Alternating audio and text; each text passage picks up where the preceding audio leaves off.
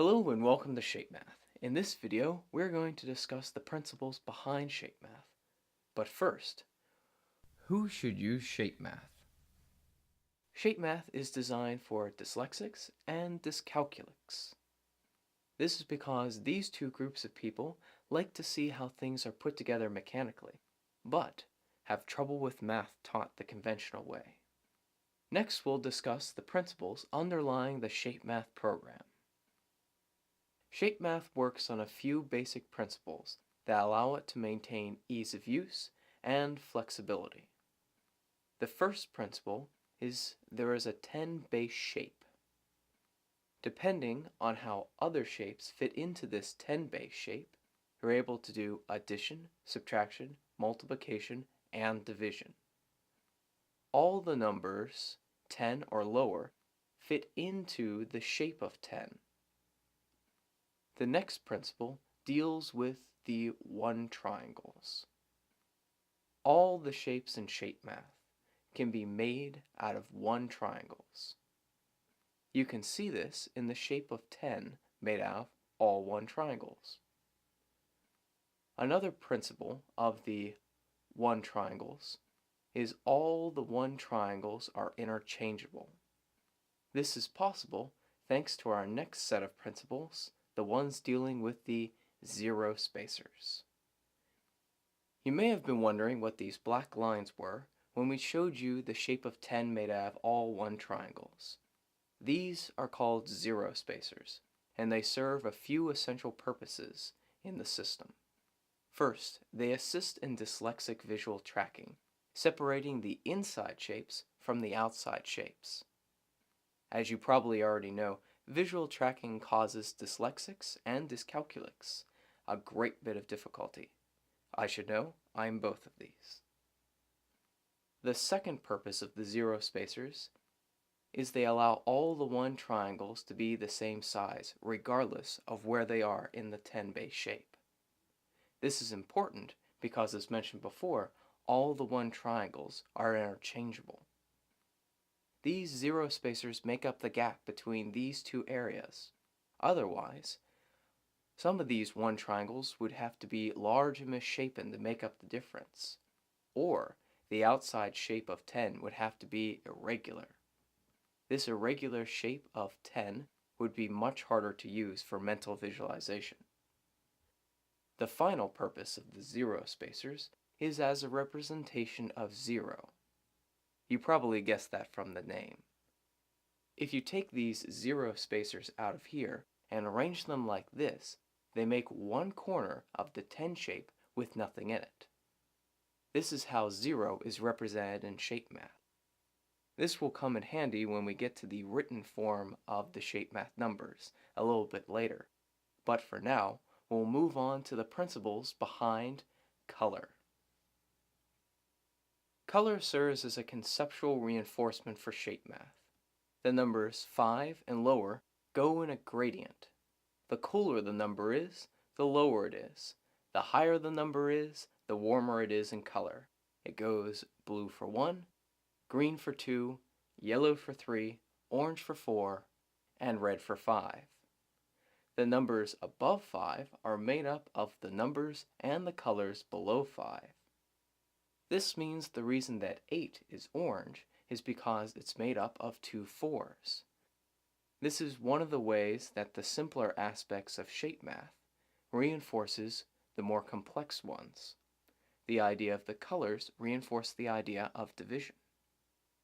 However, some numbers do not have two of the same number that can make them up.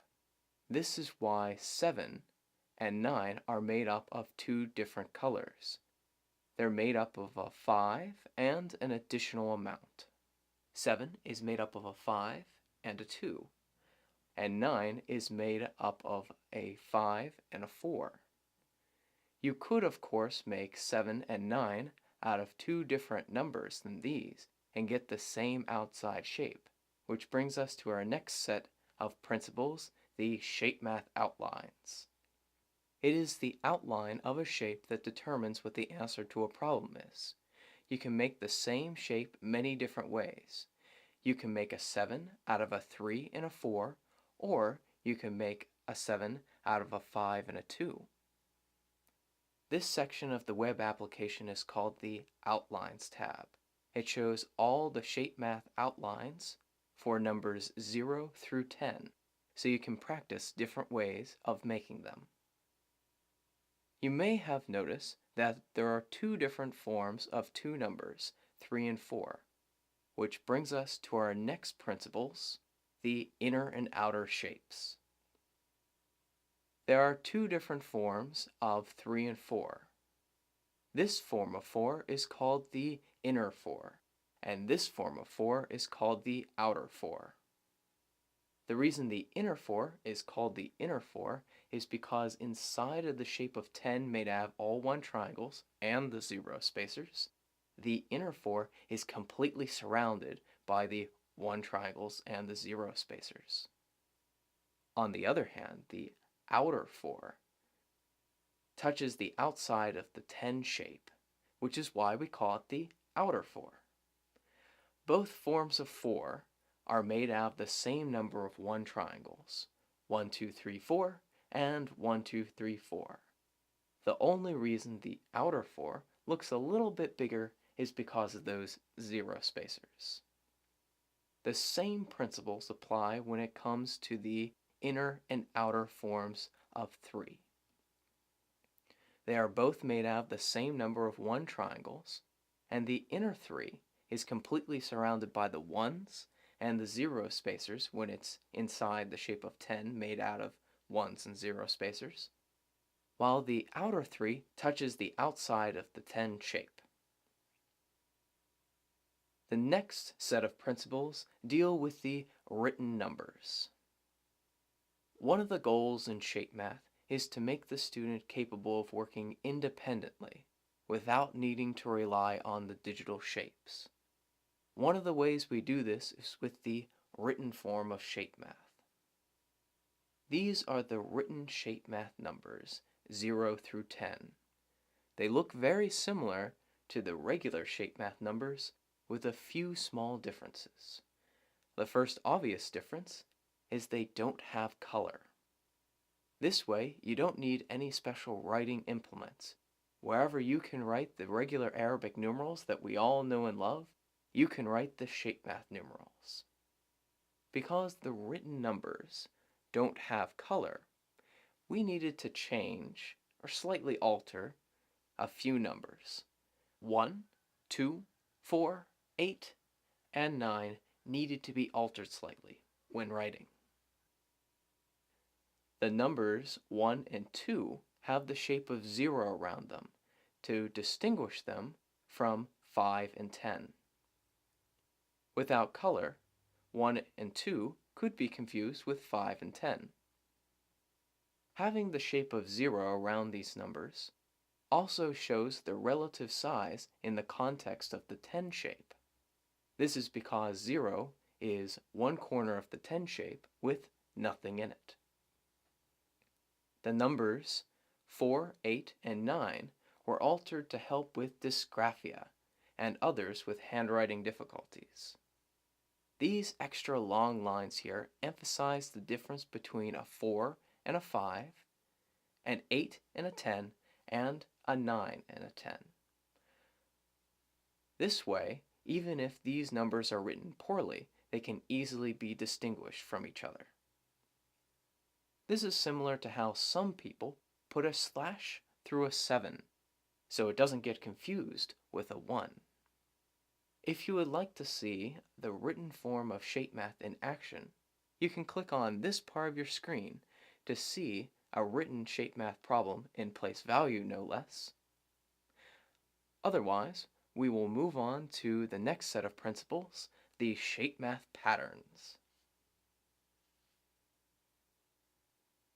Alright, we'll move on to the shape math patterns. Shape math is well capable of doing problems 10 and higher. In this section, we're going to talk about how to use patterns in something we like to call direct representation. Similar to how you can group together shapes below 10, you can group together patterns above 10 with the same ease. This is the pattern of 50. When making patterns below 50, you're trying to build up to the pattern of 50. For example, this is the pattern of 30, this is the pattern of 40, and this is the pattern of 20. They're all constructed like the pattern of 50 with parts removed. The pattern of 100 is made up of two 50s, like this. You can also make different combinations of patterns to get the number you need. For example, this would be the pattern of 70. It's made up of a 50 and a 20. This is very similar to how we made a 7 out of a 5 and a 2. In combinations with numbers below 10 and the patterns above 10, you can make many different numbers, such as 77. You can pretty much make any number you need. Now back to the pattern of 100.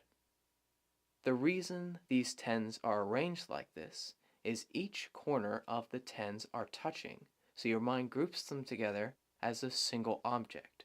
But there is space in between the tens, so you can also easily distinguish the different parts or the different tens from each other. These techniques are used to help overcome working memory difficulties.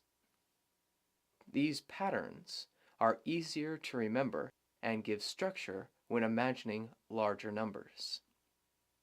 This allows these techniques to not only be used with the digital shapes, but for mental calculation as well. There are also techniques for visualizing numbers above 100, but you'll have to go to shapemath.com and purchase a ShapeMath subscription to find out about those. I can't give away all the secrets here.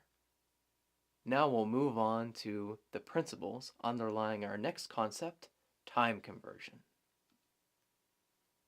The next principle deals with what we like to call time conversion. This is how ShapeMath converts between minutes and seconds, seconds to minutes, hours to minutes, and minutes to hours. This is the pattern of 60. It's made up of 6 tens. It's like the pattern of 50 with one more 10 on top. To help the students remember this pattern, we tell them that it's like a little person. You have the 10 on top, which is the head. You have the arms, the torso, and then the legs. With the 3 patterns we've gone over so far, the 50, the 60, and 100, we can start converting between different units of time. Let's say you have 2 hours and you want to know how many minutes this is. First, we arrange 2 60s.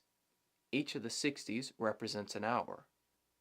We can recognize that in between the 2 60s is the pattern of 100.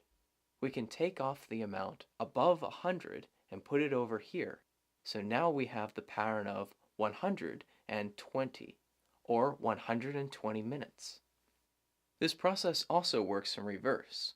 If you had 120 minutes and you try to see how many 60s you have or how many hours you have, we would take these tens and put them onto the 50s, making them 60s, giving us the pattern of 2 hours.